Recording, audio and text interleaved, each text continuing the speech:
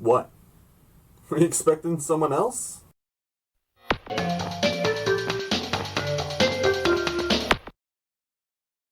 Hello ladies, gentlemen, and non-binaries, my name is Lowerton, and today we are going to be taking a look at Crash Tag Team Racing. Now, I know what you're thinking. Lowerton, you already reviewed this game, why are you doing it again? You're just wasting our time, you're wasting your own time. Go ahead and play Shadow Generations already. And guess what? I will! Don't be so freaking hostile. Look, I will review that game eventually, just not now. It's just that I recently rewatched my Tag Team Racing review, and I'm not exactly satisfied with how it turned out. Don't get me wrong, I don't think it's a bad video, it's just that you can clearly tell I was still trying to figure out the style of reviews I wanted to go for. In that review, I was a lot more silly and comedic, and while I do like to be silly and comedic, sometimes I like to balance it out, and I don't think I did a good job at balancing it out on my first review of this game. So today, we're going to be doing it again, but with a more chill vibe, and also go a little more in depth, because I feel like I could go a little deeper as to why I think that this game is kinda whack. So without further ado, let's re-review Crash Tag Team Racing. What have I got? So the story of Tag Team Racing goes for a little murder mystery type shtick. Basically, there's a television broadcast being streamed live at Von Clutch's Motor World. We see two talking chicken news reporters explain to us that the power gems used to energize the park have been stolen, including Von Clutch's black power gem, which is essentially the power source that keeps him alive. Whoever is able to retrieve all the missing power gems will win the deed to the park. Cortex sees this as an opportunity to use the park as a base of operations for his evil plans, to which I say, why? You already have a castle, an iceberg lab, a working dirigible, and a space station. Do you seriously need a theme park to conquer the world?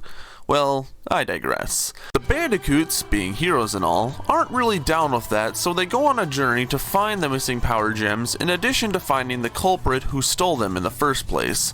The basic premise of the plot isn't bad, it's about on par with the other Crash games in terms of quality. I'm not looking for a super deep story when it comes to Crash Bandicoot games, but this game does try to play up the mystery when it comes to the culprit who stole the power gems. It turns out it's this Wumpa Fruit mascot named Willy Wumpacheeks, and honestly, he's a very terrible villain.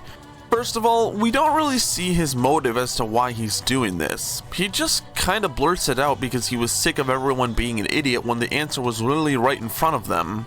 And second of all, we don't really see much of Willy throughout the game unless you talk to him a bit here and there in the overworld. Aside from that, he's really just there. We don't even get to fight him as the final boss. The final fight is a cutscene that occurs after, no joke, pushing a button, and Cortex just kills him unceremoniously. The story of this game just feels really rushed. It seemed like they were trying to go for a Scooby-Doo-like mystery, even going as far as to make a straight-up Scooby-Doo reference, but it kind of falls flat near the end. The setup was good, it's just that the payoff wasn't very satisfying. So yeah, the story felt very rushed. So does the gameplay feel any better? Well... What have I got? Look, I hate to be a negative Nancy right off the bat, but... this game looks really ugly. I'm sorry, but for a game released in 2005, this game does not look good. The models are incredibly low poly, which isn't the problem. The problem is how weirdly these models are shaped and textured. I think the ugliest model in this game is Crash himself.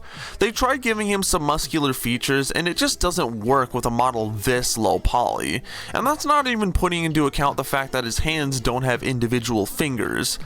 And a part of me feels like the developers knew this because if you look at the box art, you can clearly tell those models of Crash and Cortex are from Twinsanity, with the only difference being Crash's shoes being red instead of gray.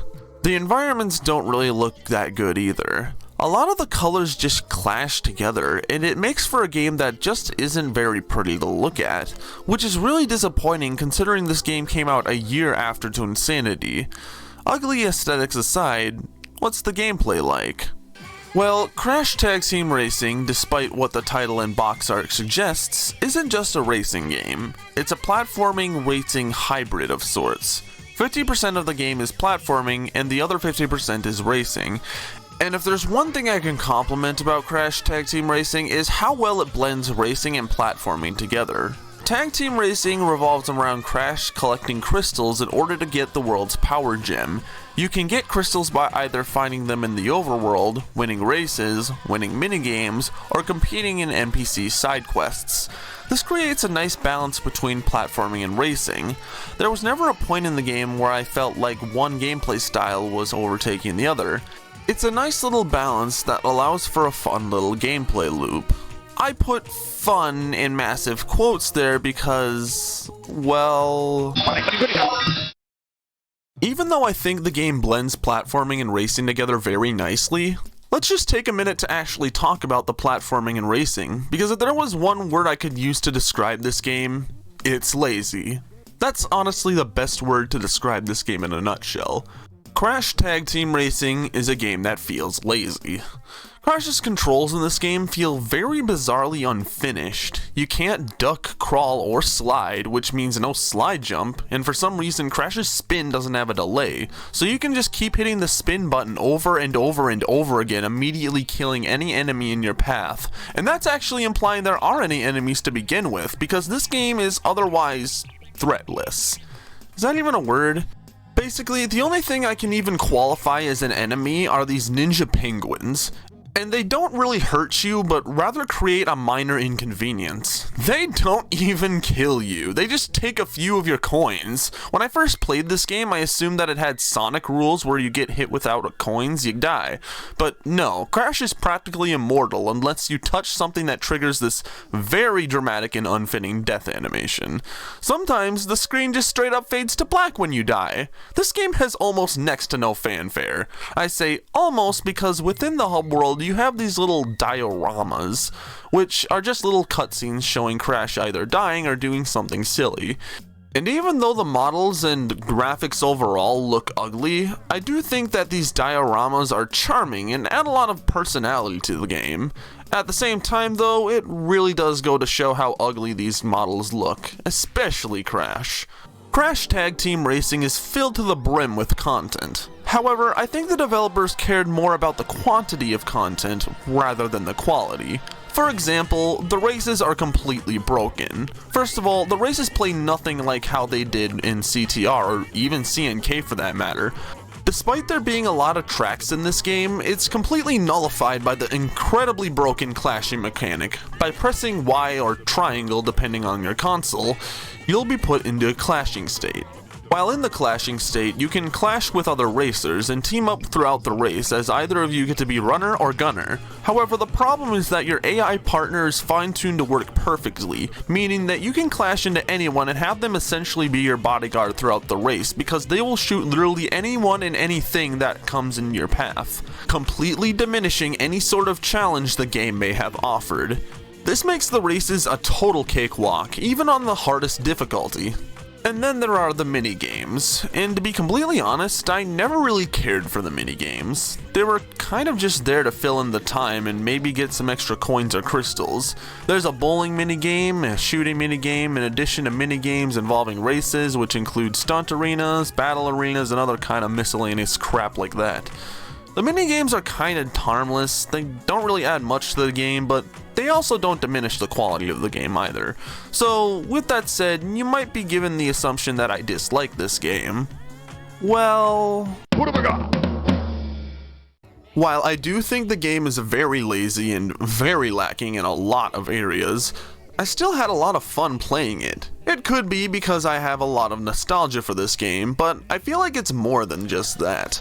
I may have mentioned that the game is a mess and technically broken, but I kind of like it because of that.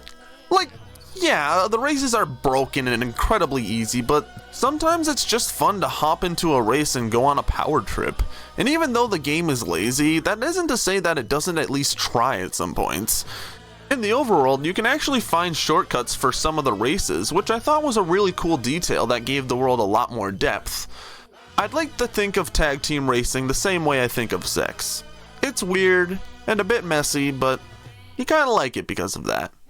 However, with every pro, there's a con associated with it. I think the biggest flaw with this game is that it doesn't really feel like a Crash game. It feels like a game with Crash characters.